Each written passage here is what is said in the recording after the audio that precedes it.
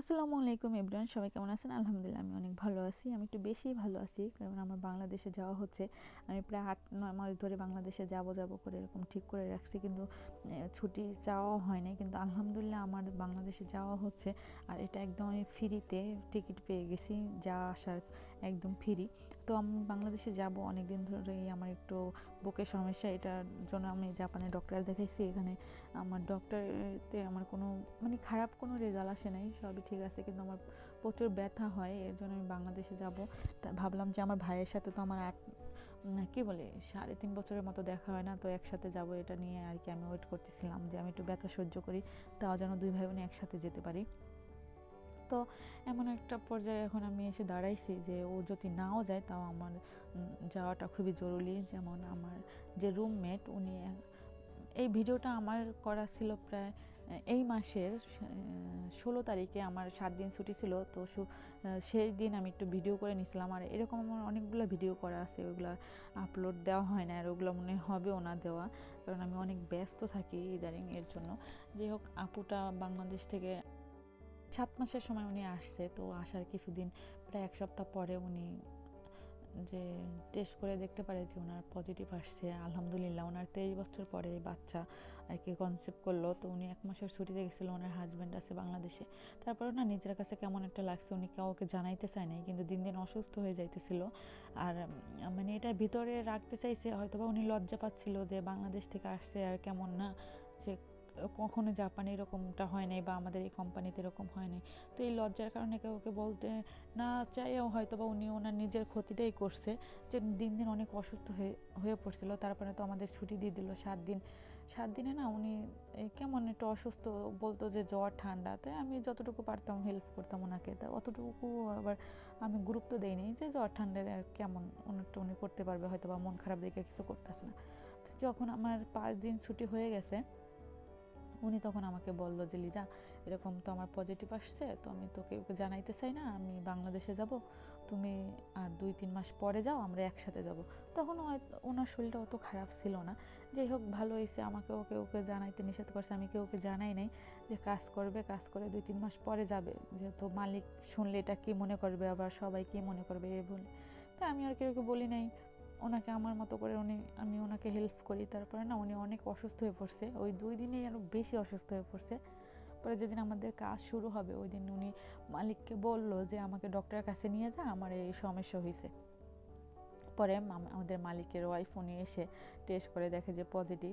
তারপরে তো সবাইকে বলে দিছে, অফিসে সবাইকে বলে দিছে, আমরা সবাই জেনে গেছি। আলহামদুলিল্লাহ সবাই খুশি হয়েছে, যেহেতু 23 বছর পরে উনি বাচ্চা কনসেপ্ট করছে।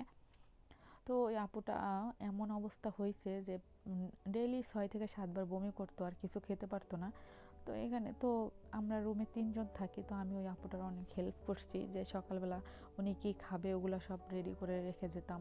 একটু ফল, একটা ডিম, ফল টল কেটে রেখে যেতাম। তারপরে পানি গরম করে বোতল বোতল ভরে রেখে দিতাম। উনি বমি করতো না, ওগুলো আমার খুব খারাপ লাগতো যে বারবার যে এসে বমি করে। তো আমি ওনাকে বললাম কি, আপু আমি তোমাকে একটা বল দেই, বলে তুমি বমি করো। উনি করতে চায় না, আর উনি এমন একটা মানুষ যে ওনার কাজ আরেকজনের যে করবে এটা উনি পছন্দ করে না, নিজের কাজ নিজে করতেই পছন্দ করে। কিন্তু এমন অবস্থা হয়েছে যে বিছনায় পড়ে গেছে, বাথরুমে যে যায় এটা হয়তো বা তার কাছে অনেক কষ্টর। তারপর আর কি করার। আর আমি এমন একটা মানুষ যে বমি দেখলে আমি গাড়িতে যখন উঠতাম, কেউ যদি বমি করতো, আমি নিজের কানে নিজে আঙ্গুল দিয়ে বসে থাকতাম, যেন ওই আওয়াজটা আমার কান পর্যন্ত না আসে, তাহলে হয়তো আমার খারাপ লাগবে, বমি আসবে। আর ওদিকে তো তাকাতামই না। তারপর আমি ওই আপুটাকে বললাম যে তুমি ঘরে বমি করো, আমি পরিষ্কার করব। আমি তো সকালবেলা যাই, আবার 12টা বাজে আসি, এসে দেখতাম যে এই অবস্থা, উনি পড়ে আছে ওইরকম।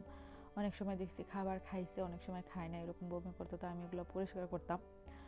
আর উনি শুধু জাউ খাইতো, আতপ চাউল দিয়ে লবণ দিয়ে একটু জাউ রান্না করে এটাই খেত আর কি। এটা আমি সকালবেলা রান্না করে দিতাম। আর একটা আপু আছে, উনিও মাঝে মধ্যে রান্না করে দিত। আবার 6টা বাজে আসতাম, তখন আবার একটু খাবার টাবার রেডি করে দিতাম। তেমন কিছু খেত না, একটু ফল টলে কেটে দেই। সকালবেলা উঠে আমি আমার মতো করে হেল্প করতাম, যেহেতু আমার বাচ্চা হয়েছে, আমার 4টা বাচ্চা মিসক্যারেট হয়েছে, ওই ভয়টা আমার মনের ভিতরে ছিল। সবসময় কাজ করে, ওনার 23 বছর পর যখন বাচ্চা কনসেপ্ট নিয়েছে, এটা যেন কোনো রিস্ক না হয়। আমার যতটুকু আমি যতটুকু পারি অতটুকু ওনাকে হেল্প করার চেষ্টা করে থাকি। উনি এমন অসুস্থ হয়ে গেছে যে কিছু তো খেতে পারে না আর প্রচুর বমি করে। এর জন্য এখন বর্তমানে উনি ডক্টর মানে হসপিটালে ভর্তি আছে। আর এখানে জাপানে তো দেখতে যাওয়া যায় না, একা একাই আছে। আলহামদুলিল্লাহ এখন একটু সুস্থ আছে, খাবারের স্যালাইন গায়ের ভিতরে দিয়ে রাখছে। জাপানে তো কোনো ওষুধ দেয় না। আর আমি এমন একটা মানুষ, সারাক্ষণ যে কথা বলতাম, ফোনে কথা বলতাম, আমি কিন্তু একদম কথা বলাও কমিয়ে দিছি। রাত্রে হয়তো বা আধা ঘন্টা বা 1 ঘন্টা কথা বলি, আর এসে ওনার মানে বিছনা ঝাড়া, ওনার মাথায় তেল দেওয়া, ওনাকে একটু পরিপাটি রাখার চেষ্টা করতাম, ওনার জন্য খারাপ না লাগে যে সবাইকে রেখে এখানে একা একা আছে আর সারাদিন একা বাসায় থাকে অসুস্থ। এর জন্য মানে আমি একটু আমার মতো করে ওনাকে সাপোর্ট করতাম। যাই হোক, এই 2-1 দিন হয়েছে উনি অনেক অসুস্থ, এই আজকে 3 দিন ধরে উনি হসপিটালে আছে। আর আমি বাংলাদেশে যাব করে যাওয়ার হলো না। আলহামদুলিল্লাহ, তাও ওনার উচিলে হয়তো বা আমার টিকিটটাও আমি ফিরিয়ে পেলাম। ওনার ওই আপুটার কারণে আমার টিকিট ফ্রি হয়েছে, কারণ আপুটা তো একা একা বাংলাদেশে যেতে পারবে না, এর জন্য আমাকে সাথে পাঠাইবে। আর এর জন্য আমার টিকিট আর কি ফ্রি হয়েছে। আর আমি তো যেতামই, হয়তো 2 দিন পর যেতাম, আমার ভাইয়ের সাথে একসাথে যেতাম। আর আমার বুকের ব্যথাটা এত বেড়ে গেছে যে আমি আর আমার ভাইয়ের জন্য আর ধৈর্য ধরতে পারতেছি না। আমার ভাইও আমাকে রাগ করতেছে যে আপু তুই তাড়াতাড়ি যা। যাই হোক, আল্লাহ যা করে ভালোর জন্যই করে। আমি আপুটার সাথে গেলে আপুটারও হেল্প হবে। আর এই আপুটার জন্য আল্লাহ আর কি আমাকে এই যে আসা যাওয়ার টিকিটটা ফ্রি করে দিছে। এখান থেকে নিজের টাকা দিয়ে যেতে হতো। যাই হোক, সবাই দোয়া করবেন আপুটা যেন ভালো থাকে, আপুটার বেবিটাও যেন ভালো থাকে, আর আমি যেন ভালোভাবে বাংলাদেশে যেয়ে আবার যেন ফিরে আসতে পারি। আমার মেয়েটা তো আমার অপেক্ষায় আছে। এখনও টিকিট কাটা হয় নাই, টিকিট কাটা হলে অবশ্যই জানাবো। সবাই ভালো থাকবেন, সুস্থ থাকবেন, আল্লাহ হাফেজ।